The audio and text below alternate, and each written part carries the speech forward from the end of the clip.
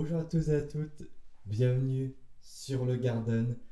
On se retrouve aujourd'hui pour une petite vidéo. Ça faisait longtemps que j'en avais pas fait une et je suis très content de vous retrouver, qu'on se retrouve tous ensemble pour ce début d'année. Et tout d'abord, bonne année. J'espère que l'année 2025 s'est bien terminée pour vous et que l'année 2026 vous réservera de très belles surprises. Je suis très content de vous retrouver aujourd'hui pour un nouveau concept, en tout cas un nouveau format de vidéo que j'avais envie de tester. Je voulais voir si ça pouvait plaire, du coup n'hésitez pas à me donner vos retours dans les commentaires, ça me ferait extrêmement plaisir. Abonnez-vous, likez la vidéo si elle vous plaît. Et en fait aujourd'hui ce dont je voulais parler, ce que je voulais mettre en place, c'est une entre guillemets analyse d'image NBA. Qu'est-ce que ça veut dire? Ça veut dire qu'on prend une image iconique, historique, légendaire de la ligue et on regarde ce que cette image, ce que cette photo a changé dans l'histoire de la ligue. Voilà, on va un peu regarder les coulisses de ces images, ce que ces photos ont impliqué sur le long terme, sur le court terme, sur le futur des franchises, des joueurs, etc.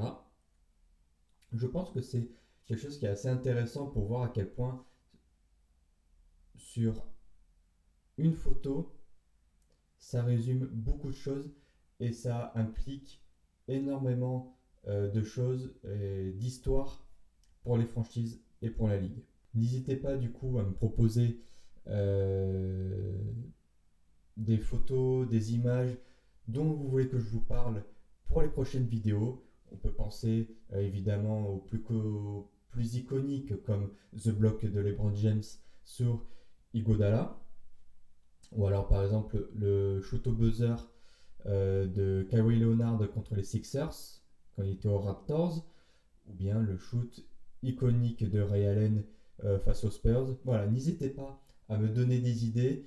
Je prendrai, note de chaque idée pour en faire pourquoi pas une vidéo dans le futur. Mais aujourd'hui, on va s'attarder sur une image, sur sans doute pas la plus iconique et la plus légendaire des photos de la NBA, mais une qui a une importance capitale pour deux franchises et pour le succès des deux franchises impliquées sur cette photo. Et bien sûr, je vais parler du trade, du blockbuster trade de 2013 entre les Celtics et les Nets. Et on va voir à quel point ce trade a marqué les deux franchises jusqu'à encore aujourd'hui et à quel point ce trade a été porteur de succès pour l'une des deux franchises au moins. Alors qu'est-ce qui se cache derrière cette image? On a sur la photo trois joueurs, et pas des moindres. Paul Pierce, Kevin Garnett, et le troisième, c'est Jason Terry. Ces trois bonhommes-là font partie, en tout cas faisaient partie avant cette photo, des Celtics. Et pour Paul Pierce et Kevin Garnett, ils faisaient partie des Celtics récemment couronnés champion NBA en 2008 et qui étaient considérés comme deux légendes de la franchise. Paul Pierce a été drafté par Boston dans les années 90, fin des années 90, 98 il me semble. Il a connu les années un peu galères avec les Celtics avant l'arrivée de deux très gros joueurs qui étaient Ray Allen et celui qu'on a ici, Kevin Garnett. Kevin Garnett, c'est une légende de la ligue, l'un des meilleurs ailiers forts all-time, légende des Wolves, mais aussi légende des Celtics, qu'il a rejoint du coup en 2008 pour former le Big Three avec Paul Pierce et Ray Allen. Et il va quitter du coup la franchise cet été-là, en 2013, pour rejoindre les Nets. Avec les Celtics, Kevin Garnett, quand même, c'est du coup un, une bague de champion, mais aussi un titre de défenseur de l'année du côté de Boston. Et Kevin Garnett, aujourd'hui, si on regarde bien, on a tendance à plus l'associer avec les Celtics qu'avec les Wolves. À l'heure actuelle, le maillot de Kevin Garnett n'est pas encore retiré du côté des Wolves, mais il devrait arriver d'ici les 2 prochaines saisons. On sait que c'était compliqué entre le joueur et la franchise du Minnesota. Et là, ça commence à se décanter, il commence à renouer des liens. Mais quand même, on peut voir que le lien entre Kevin Garnett et les Celtics est peut-être plus fort, dû justement à ce titre, mais dû justement aussi que les fans apprécient énormément le personnage qu'est Kevin Garnett. Et c'est pour ça qu'on a aussi retiré son maillot très tôt, enfin avant les Wolves, puisque c'était en 2022. Ensuite, Jason Terry, c'est peut-être celui qui est le moins connu des trois, mais quand même qui a une carrière plus qu'honorable, puisque avant du coup de rejoindre les Nets, il a passé une saison du côté des Celtics, et avant ça, il a passé plusieurs saisons avec les Mavericks de Dallas, où il décrochera un titre de champion.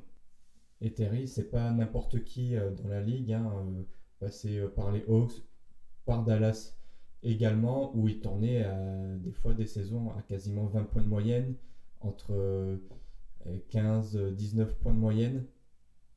C'est un joueur de très très sérieux et dont on ne parle pas assez, mais peut-être à un moment on fera une vidéo où on s'attardera un peu plus sur sa carrière. Et du coup voilà, c'est la fin d'une ère du côté de Boston, le début du côté des Nets. Pour Boston, il voit deux grands joueurs de la franchise partir, artisans du titre de 2008 comme j'ai dit, mais aussi d'une demi-finale de conférence en 2009, d'une autre finale perdue cette fois contre les Lakers en 2010, une autre demi-finale de conférence en 2011 et une finale de conférence en 2012. La saison avant que du coup Paul Pierce et Garnett s'en aillent, durant l'été, il y a eu le départ de Ray Allen pour l'ennemi de Miami. On verra que ça restera une blessure profonde de la part des fans des Celtics, mais aussi des joueurs qui ont très très mal vécu le départ de Ray Allen pour l'ennemi du Heat. Mais ce sera surtout une saison qui sera en deçà des précédentes, puisque les Celtics finiront 7e à l'Est, et pour une sortie au premier tour de ces playoffs. De l'autre côté, pour Brooklyn, ça va plutôt bien.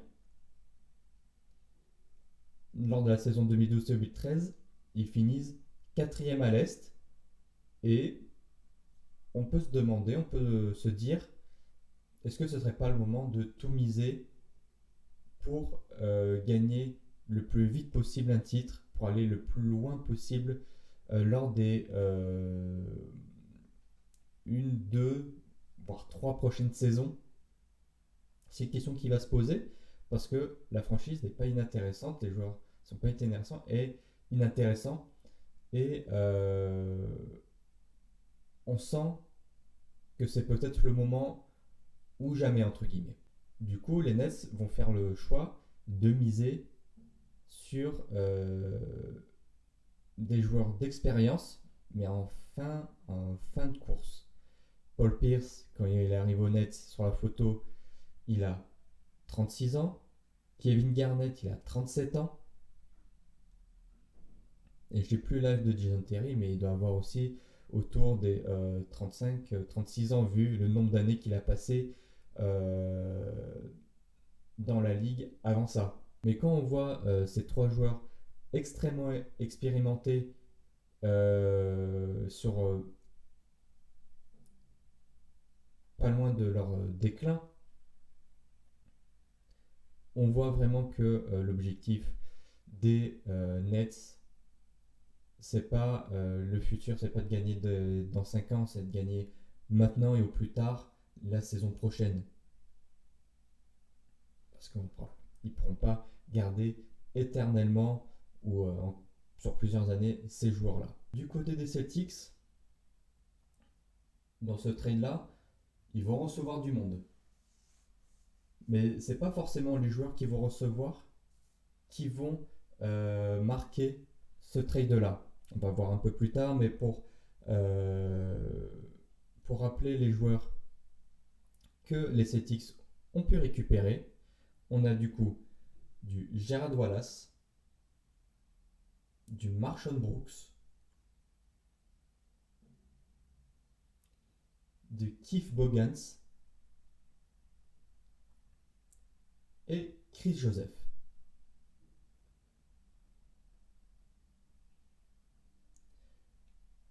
Si vous ne connaissez pas tous ces joueurs, c'est normal, quoique Gerard Wallace a quand même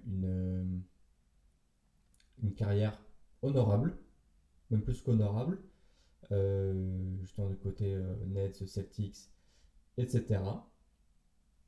Mais c'est surtout ce que les Celtics vont recevoir à côté pour le futur qui sera très intéressant.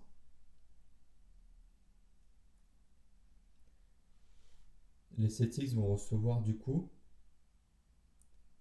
des choix de draft, pas mal de choix de draft, ce qui est un peu interrogé à l'époque, c'est qu'ils sont étalés sur pas mal d'années. Ils vont recevoir du coup 3 choix de draft de premier tour non protégés, un en 2014, un deuxième en 2016 et un troisième en 2018, plus un autre choix qui peut se rajouter en 2017 que les Celtics pourront échanger avec les Nets. Du coup, très intéressant si les Nets n'ont pas rempli les espérances. Bon, ce choix de trader le choix de trader tout ce beau monde, Kevin Garnett, Pierce sur la même année et Ray Allen l'année d'avant, c'est quand même une page qui se tourne pour les Celtics, surtout avec du coup comme on l'a dit le départ de Ray Allen du côté du 8 qui a été vécu comme une bonne trahison. Du coup, là on est sur des Celtics en pleine reconstruction, en pleine pas crise d'identité, mais en plein flou pour leur avenir. Alors que quelques années auparavant, c'était une équipe très compétitive, championne en 2008. Et là, ça repart sur un tout nouveau cycle. Tout nouveau cycle aussi qui est marqué par l'arrivée de cet homme-là, Brad Stevens, à la tête de l'équipe de Boston, qui remplace du coup Doc Rivers, coach iconique de ces années-là des Celtics, champion également en 2008. Du coup, j'ai parlé de ce trade-là. Ce trade-là, bien sûr, on le doit à grande partie à Danny Ainge. Danny Ainge qui est l'artisan de cette déjà du titre en 2008, mais surtout de cette reconstruction qu'on va voir qui a été extrêmement bien menée par le general manager qui a ensuite des années plus tard été remplacé par Brad Stevens dont on vient de parler à la tête des opérations basket des Celtics. Mais à ce moment-là, c'est bien Danny Ainge qui a monté ce trade. Mais du coup, ce qu'on va se demander, c'est ce que sont devenus ces tours de draft grattés par les Celtics et généreusement cédés par les Nets. Après, tout d'abord, il faut bien comprendre que là, on a affaire à deux visions très très différentes des deux équipes. Les Nets sont dans un objectif de win now, et du côté des Celtics, on veut reconstruire. Reculer pour mieux sauter et créer quelque chose de nouveau, vraiment tourner une page. Et en fait, on va se rendre compte très vite que le projet de ces Nets-là va très vite pas tenir la route. On peut dire même que ça va flopper, parce que les Nets vont, les années suivantes, jamais confirmer les attentes qu'on avait pour cette équipe-là. Ça va être très, très décevant. Et de l'autre côté, les Celtics ont entamé une reconstruction qui, au fur et à mesure des années, a de plus en plus de gueule, a de plus en plus carrure d'une reconstruction plus que réussie. Et c'est notamment grâce à la draft que ces Celtics-là vont arriver à se reconstruire d'une manière assez prodigieuse. Et justement, en parlant de ces choix de draft, on peut commencer par, pas le meilleur, mais le premier choix de draft qui découle de ce trade, c'est celui de James Young en 17e position en 2014. Le choix de draft là est celui des Nets qui a été cédé, et James Young arrive en même temps qu'un certain Marcus Smart dans la franchise. C'est l'année première année de reconstruction du côté des Celtics, bien content de récupérer un Marcus Smart et un James Young à ce moment-là, même si James Young ne va jamais confirmer en NBA, ça va être compliqué pour lui, et malheureusement il confirmera jamais les attentes qu'on avait sur son potentiel. Mais c'est pas le plus important, parce que le plus important arrive après, et encore une fois, c'est grâce aux Nets. En 2016, qui est-ce qui arrive aux Celtics? C'est Jaylen Brown. Jaylen Brown arrive aux Celtics avec le troisième choix de la draft 2016. Et pourquoi les Celtics arrivent à avoir ce choix de draft là aussi haut, alors qu'ils sortent d'une saison plutôt bonne avant la draft? Tout simplement parce que les Nets sont dégringoles. Comme je vous ai dit, ils n'ont pas confirmé les attentes qu'on avait pour le futur de cette franchise, et ça profite pas aux Nets, pas à Brooklyn, ça profite à Boston, qui peut récupérer Jaylen Brown. Et quand on voit ce qui devient aujourd'hui, on peut que remercier les Nets.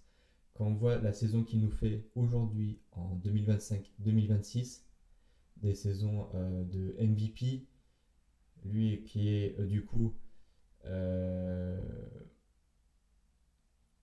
champion NBA en 2024 et MVP de ces finales-là, on peut que remercier les Nets en tant que fan des Celtics de nous avoir entre guillemets cédé cette pépite de Jaylen Brown.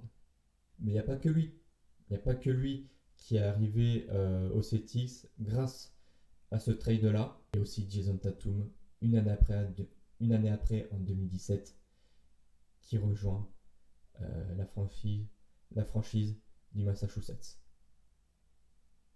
Et là, c'est un très très gros coup. En troisième choix également de la draft 2017, si on peut résumer ça, les Nets ont donné un franchise player aux Celtics. Ils ont donné la paire de joueurs qui va révolutionner les Celtics sur les années suivantes lors de 2 drafts d'affilée. 2016, Jaylen Brown, 2017, Jason Tatum. Dans un univers parallèle, ils finissent aux Nets, les deux, et les Nets construisent une dynastie de fous, et ils gagnent des titres NBA, un ou deux, ou on ne sait pas. Mais c'est dans un univers parallèle, et dans cet univers-là, ils finissent tous les deux en vert, et déjà,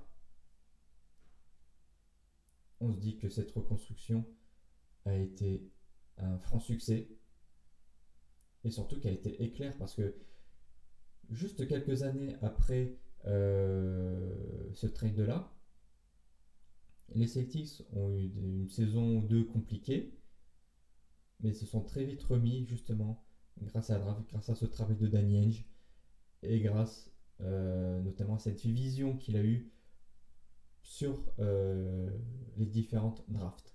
Après, souvenez-vous, il y avait le choix de draft 2018. Alors on l'a pas utilisé, ce choix de draft 2018 des Nets, pour drafter, mais on s'en est servi pour faire venir Kyrie Irving.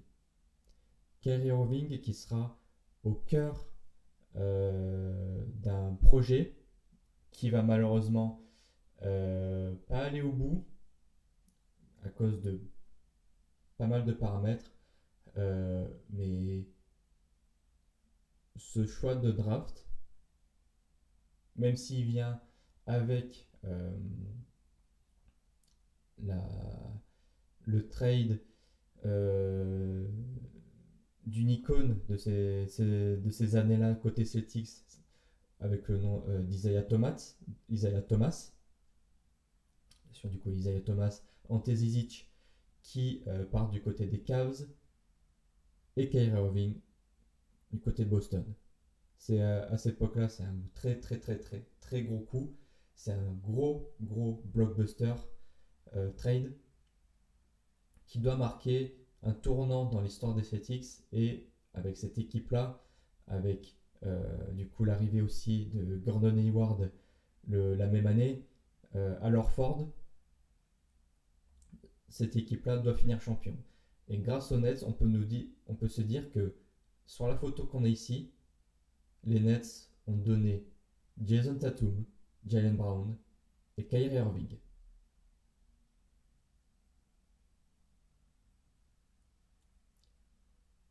C'est assez fou quand même de dire que avec ce trade-là, grâce à ce trade-là, tu as réussi à réarmer une autre franchise de ta conférence. Mais surtout quand tu vois de l'autre côté que les Nets,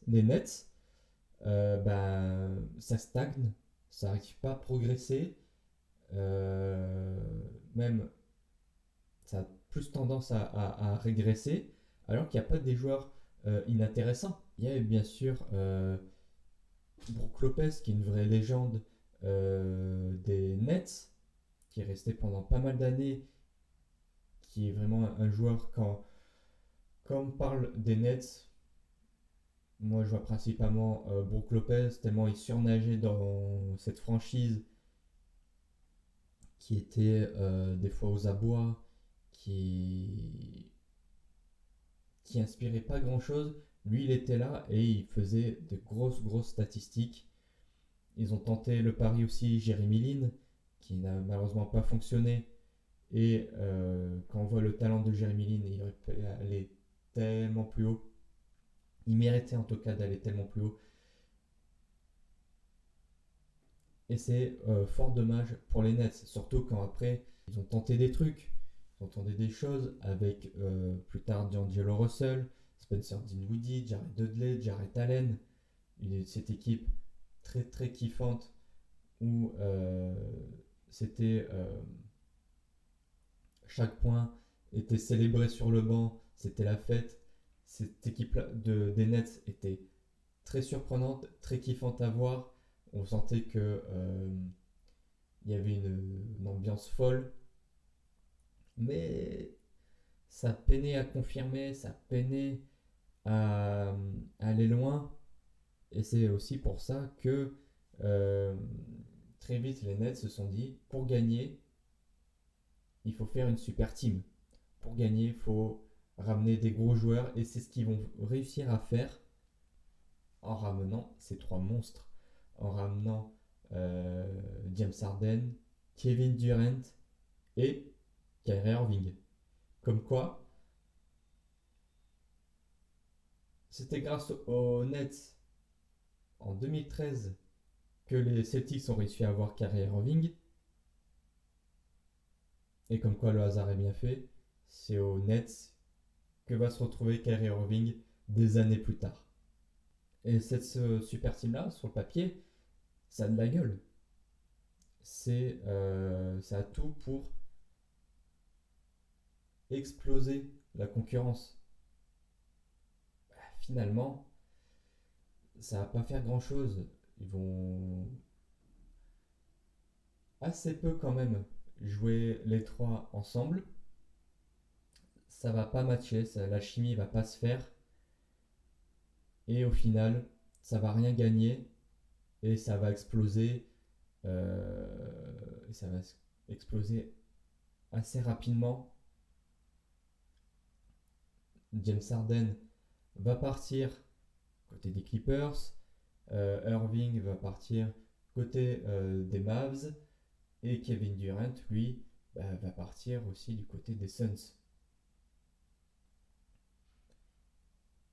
Et c'est dommage en fait, c'est quand on regarde de plus près les tentatives des Nets de créer quelque chose, de, euh, de reconstruire. Toutes ces tentatives-là se sont soldées par un échec, alors que sur le papier, il y avait beaucoup de potentiel, il y avait beaucoup de choses à faire. Et c'est un peu la malchance qu'ont eu les Nets sur une, oui, plus de une décennie, presque une décennie. C'est ça, c'est cette malchance-là que les Celtics n'ont pas eu, notamment grâce au trade de 2013, qui ont fait que ils ont pu se reconstruire de manière éclair.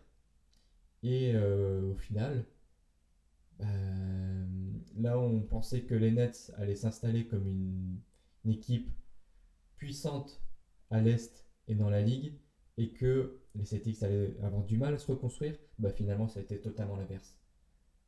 Les Nets, malgré de bonnes phases d'un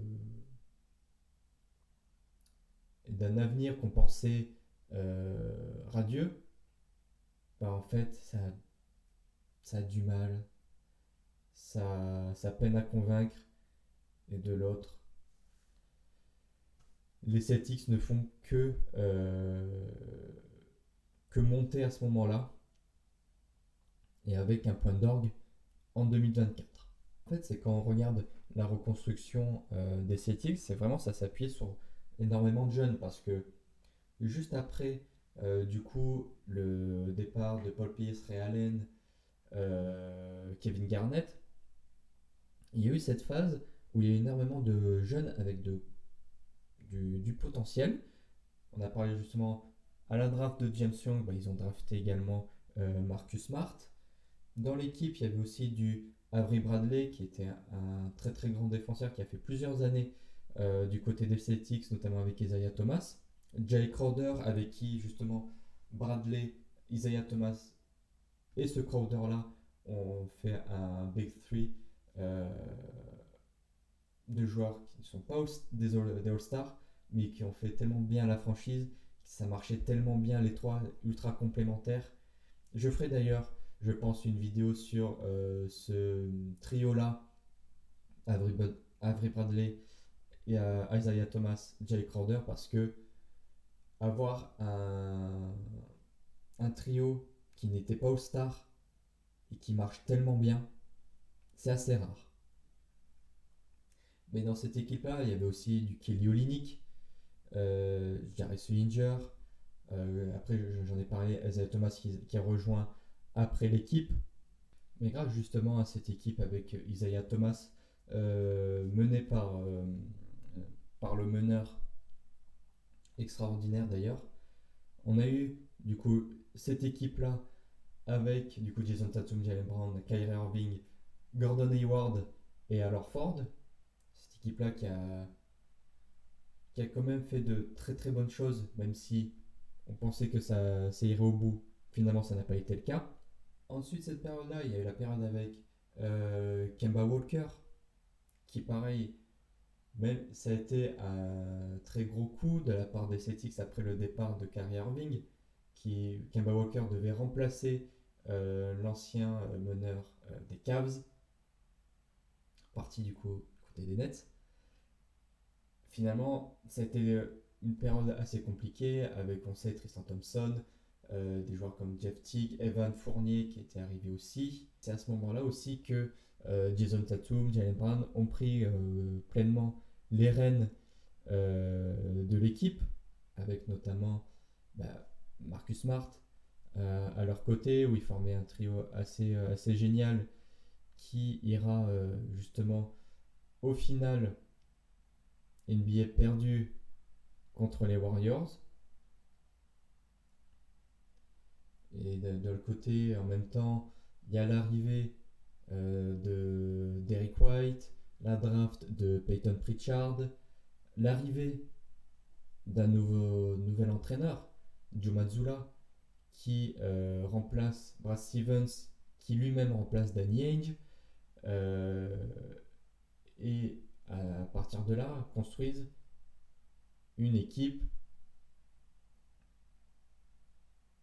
pour remporter le titre. Et c'est fou de se dire que, en fait, on en arrive là, on en arrive à cette image, on en arrive à ce titre de 2024 acquis face aux Mavs au terme d'une saison exceptionnelle des Celtics. On en arrive là, en partie, grâce à ce trade-là. Grâce au départ de Paul Pierce, Kevin Garnett, Jason Terry, on arrive à ça. 11 ans plus tard, et après plusieurs phases dans la reconstruction des Celtics, les Celtics sont champions NBA avec comme franchise player, comme joueur majeur de l'équipe, Jason Tatum et Jaylen Brown, qui finira MVP des finales de ce titre-là.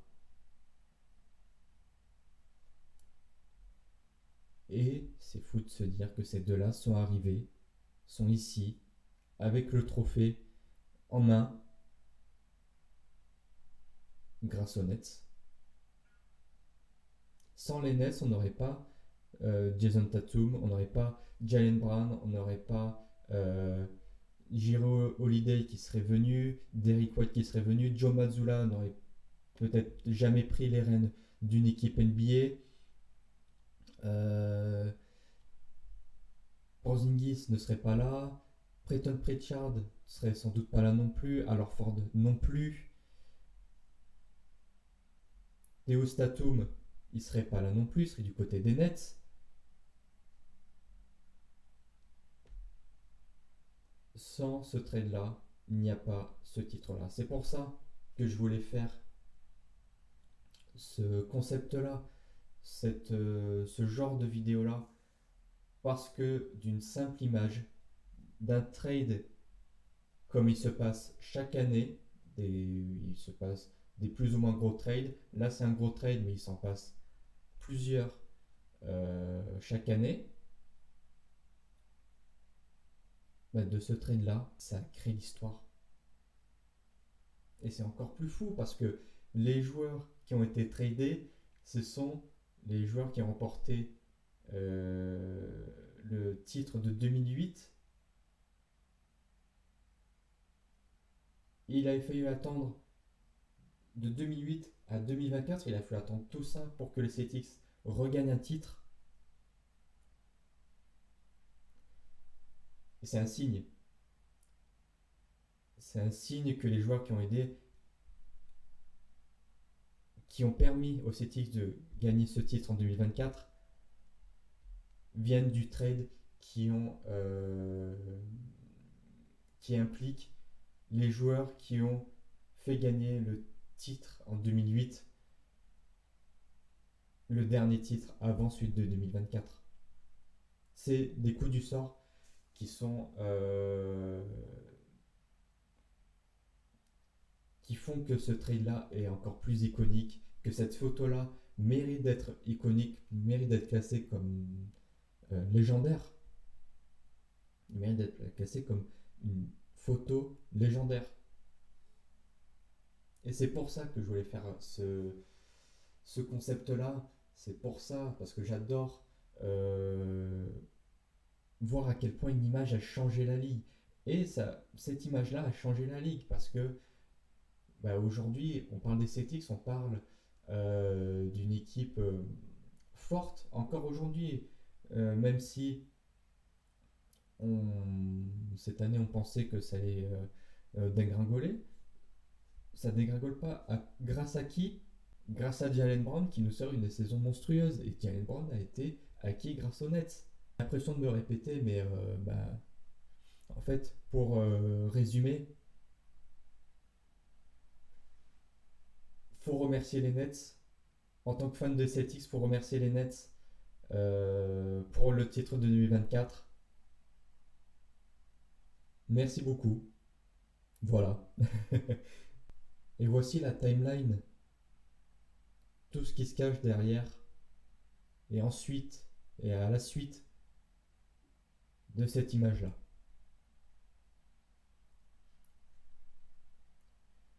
Je pense qu'on va s'arrêter là. N'hésitez pas à me dire ce que vous en avez pensé en commentaire. Si ça vous a plu, si vous voulez en voir plus. Moi j'adore faire ce genre de vidéo. J'espère que ça vous plaira également. Dites-moi encore des images, des photos que vous voulez que j'analyse pour les prochaines fois. Abonnez-vous à la chaîne du Garden, ça ferait extrêmement plaisir. Et si vous voulez pas rater les prochaines vidéos, abonnez-vous, c'est très important. Likez la vidéo si elle vous a plu. Pareil. Allez, bombardez-moi les commentaires. Dites-moi ce que vous en avez pensé, ce que vous voulez voir pour la suite, etc. Des idées de vidéos, je prends tout. J'ai très hâte de cette année sur la chaîne. J'essaie de faire plusieurs vidéos, développer un peu les shorts, etc. Dites-moi aussi si les axes d'amélioration de la chaîne, ça me ferait extrêmement plaisir et je les lirai attentivement. Encore une très bonne année 2026. J'ai pas eu l'occasion de le faire avant. Je vous le fais ici en vidéo. Merci beaucoup. J'espère que cette année apportera que du positif. En attendant, n'oubliez pas qu'à la fin de la journée, nous sommes tous et toutes des fans de basket et de sport. Je vous dis à la prochaine sur le Garden. Merci beaucoup et à très bientôt.